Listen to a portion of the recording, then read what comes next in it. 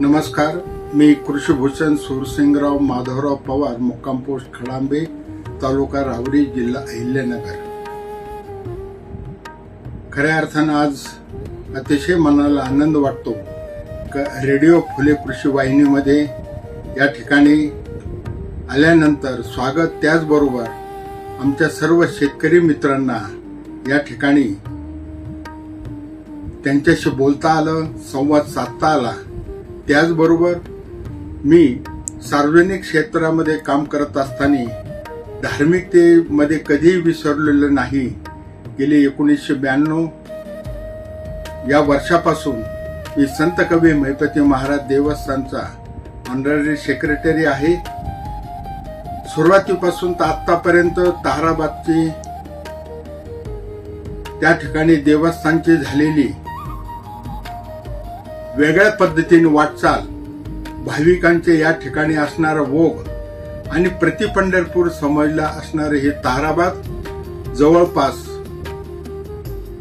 उत्सवाच्या काळामध्ये 300 ते 400 दिंड्या आणि त्याचबरोबर 5 ते 6 लक्ष भाविक या ठिकाणी येतात. आणि संत कवी महिपती महाराजांनी की ज्या महाराजांनी 284 संतांचं चरित्र या ठिकाणी आपल्या सर्व भाविकांना आणि महाराष्ट्रासह भारतभर त्याचा प्रचार आणि प्रसार झाला म्हणून आपल्याला खऱ्या अर्थानं संत समजलेले आहेत.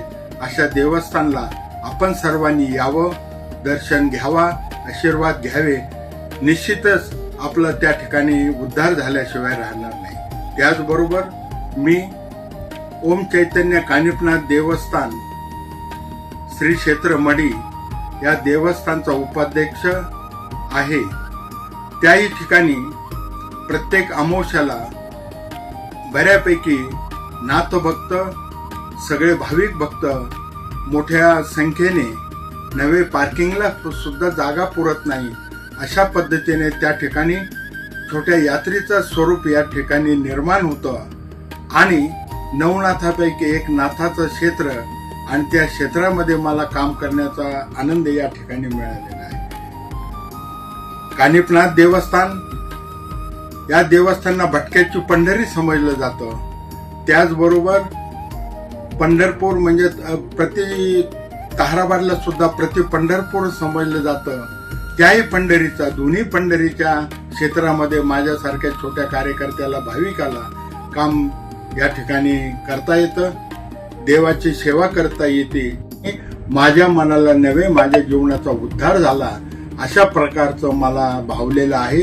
आपण सर्वांनी दोन्ही देवस्थानला यावं. श्री क्षेत्र मडी या ठिकाणी नव्यानंच रुजू झाल्यानंतर आम्ही त्या ठिकाणी सोलर बसवण्याचा उपक्रम असेल, नवीन रस्ते तयार करण्याचा कार्यक्रम असेल, त्याचबरोबर भाविक भक्तांना भोजनाची दोन्ही वेळची व्यवस्था असेल, भक्त निवास आहे, त्या ठिकाणी नवीन मंगल कार्यालय त्या ठिकाणी आपण सुरू केलेले आहे. अशा अनेक उपक्रम त्या ठिकाणी सुरू केलेले आहेत. म्हणून मी सर्व नाथभक्ताबरोबर सर्व भाविकांना विनंती करतो की आपण या ठिकाणी दर्शनासाठी यावं. आपल्याला इतर क्षेत्रामध्ये पर्यटक म्हणून जाण्यापेक्षा या ठिकाणी आम्ही नवीनच आता उद्यान सुद्धा सुरू करण्याचा प्रयत्न या ठिकाणी करत आहोत. आमच्याकडे जागा भरपूर आहे, पार्किंगची व्यवस्था आहे, सर्व सोय आहे.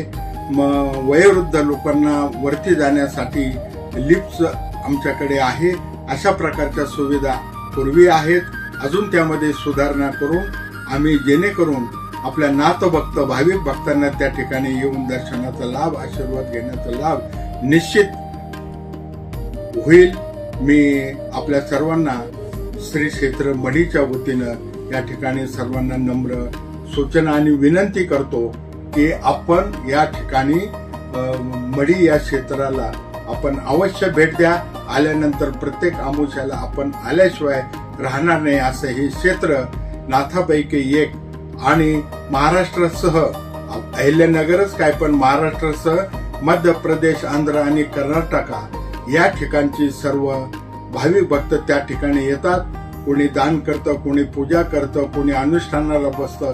असे वेगळे उपक्रम आम्ही त्या ठिकाणी राबवतो. परत एक वार आपल्या सर्व भाविक भक्तांना विनंती करतो की आपण एकदा अवश्य मढीला यावं, दर्शनाचा लाभ घ्यावा. आदेश. धन्यवाद.